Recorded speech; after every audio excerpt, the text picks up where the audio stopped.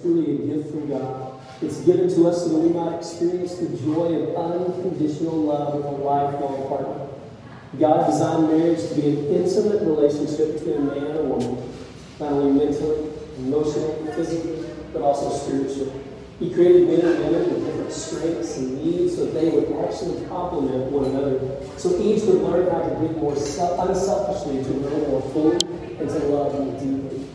Just as the two of you made vows today, God also made vows to each of us when He stated, I will betroth you to myself forever in lawful wedlock with unfailing love and devotion. I will commit myself to you to have and to hold, and you shall know the Lord.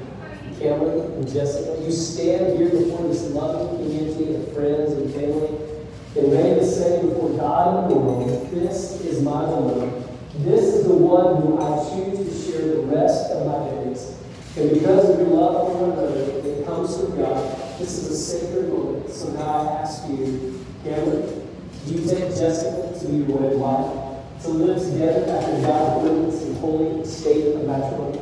Do you promise to love her, comfort her, honor and keep her in sickness and health, and forsaking all others, remain faithful to her as long as you both shall live? Thank you. And Jessica, I ask you, do you take Cameron to be your wedded husband, to live together after God's ordinance in His holiest state of matrimony? Do you promise to love him, comfort him, honor and keep him in sickness and in health, and forsaking all others, remain faithful to him as long as you both shall live? With those words in mind, I ask, who gives Jessica to be married to Cameron?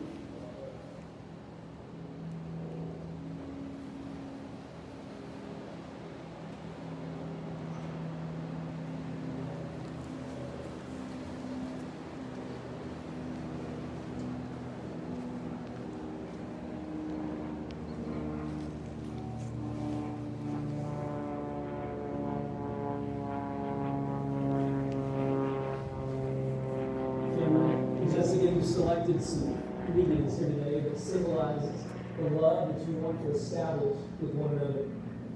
And so this marriage is truly a sacred covenant, not only between two people, but also between you and God. There's a reason that it's truly called holy matrimony, because it takes three to make it last. And while this love is a commitment, it's also much deeper than a commitment. It's actually a covenant that says, I love you, I trust you, and I will be here for you regardless of the circumstances. I will not leave you, and it will be a sanctuary safe enough to risk loving, to risk living, to risk giving yourself completely to each and every day of your life. It's allowing God also to be the third strand of your relationship. He is the one who brought you together today, and He is the one that will keep your marriage strong for the rest of your days. And we know that Ecclesiastes tell us that a cord of three strands is not easily broken. You see, God created the institution of marriage because He said that it's not good that man should be alone. And in Genesis chapter 2, we read these words, Then the Lord God caused the man to fall into a deep sleep. And while he was sleeping, He took one of the man's ribs, and then He closed up that place with flesh. Then the Lord God formed a woman from that rib, and He had taken out from the man, and He brought her to him. And then the man said, This is now bone of my bones and flesh of my flesh. She shall be called woman, for she was taken out of man. So be mindful that the woman was made of a rib from the side of the man. She was not created from the man's head to over him, nor from his feet to be trampled on by him. Instead, woman was created from the side to be equal with him, under his arm, to be protected and near his heart in love forever. So Cameron, hear these words and be mindful of the husband that you were called to be for this, your precious future wife. And here it is. And you husbands show the same kind of love to your wives as Christ showed to the church. He was willing to die for her.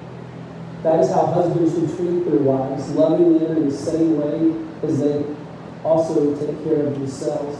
For since a man and his wife are now one, a man is really doing himself a favor and loving himself when he's loving his wife. No one hates his own body, but lovingly cares for it, just as Christ cares for His body, the church, of which we are all parts. Husbands, therefore, hear these words, live in an encouraging way and understanding way with your wives, giving them respect and showing them honor, since they are truly heirs together with you in this grace of life. Majestic qualities that make a woman a truly beautiful partner is found in the words of Proverbs chapter 31 that states, if you can find a truly good wife, she is worth more precious than gems. Her husband can trust her, and she will receive satisfy his needs. She will not hinder him, but help him all the days of his life. She is a woman of strength and dignity, and has no fear of old age. When she speaks, her words are wise, and kindness is the rule of everything she says. She watches carefully all that goes on throughout her household, and is never lazy. Her children stand and bless her, and so does her husband, who praises her with these words. There are many fine women in the world, but you are the best of them all. Charm can be deceptive, and beauty doesn't last. But a woman who fears and reveres the Lord shall be greatly praised. So as you hear these words, also hear the words that we were commanded to love one another. And throughout the ages, humanity has tried through songs, through poems, through letters, to compose the definition of this one four-letter word.